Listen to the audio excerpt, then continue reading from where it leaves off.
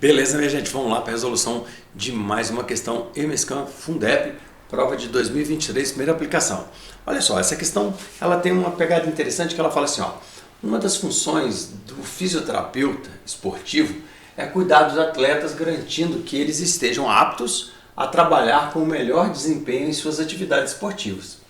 Com esse objetivo, para avaliar a performance de 4 jogadores de vôlei, um fisioterapeuta determina a potência mecânica desenvolvida por cada atleta, utilizando o tempo gasto para subir uma escadaria de 3 metros de altura.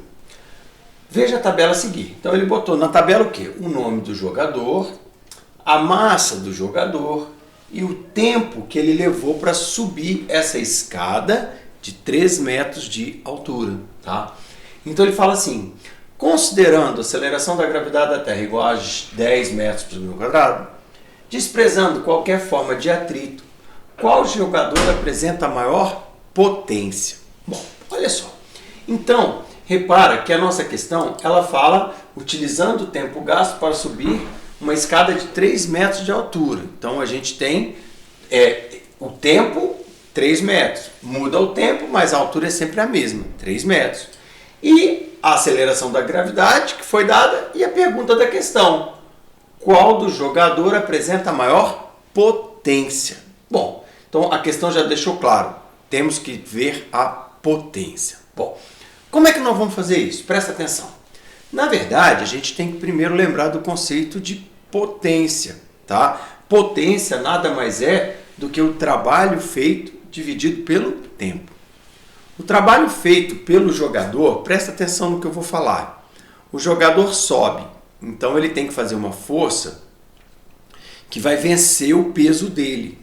Tá? Então ele tem que fazer uma força que vai vencer o peso dele. Então ele vai fazer uma força F para cima e o peso dele uma força para baixo. Tá bem? Então se eu admitir que o jogador sobe com uma velocidade constante, eu vou poder admitir que o valor da força que o jogador faz para cima é igual ao valor da força peso. Porque se sobe com velocidade constante, a força para cima é igual, tem o mesmo valor da força para baixo. Por que eu estou falando isso? Por causa do seguinte, se a força do corpo for igual à força do peso, igual em valor, tá? Em valor, porque a força do corpo que o corpo faz é para cima e a força que o peso faz é para baixo. Então, o que acontece? O trabalho do peso é menos mgh. Como essas duas forças são iguais, qual vai ser o trabalho da força feito pelo... Por que menos mgh? Porque o peso é para baixo e o deslocamento é para cima. Agora, o trabalho feito pela força da pessoa seria mgh, porque a força que a pessoa faz é a força peso, mgh, positivo. Por que aqui é mais? Porque a força é para cima e o deslocamento é para cima. Bom, por que isso? Porque aí agora eu posso falar peso, trabalho sobre tempo, peso, mgh sobre tempo. O que eu tenho de cada jogador? Eu tenho a massa do jogador e eu tenho o tempo. O G é o mesmo para todos, o H é o mesmo tempo para todos. Então eu fiz, para o Anderson, M 60, G 10, H 3, essa parte aqui nunca muda. E o tempo que ele gastou foi 4. Se eu fizer isso, 450 watts. mgh sobre o tempo.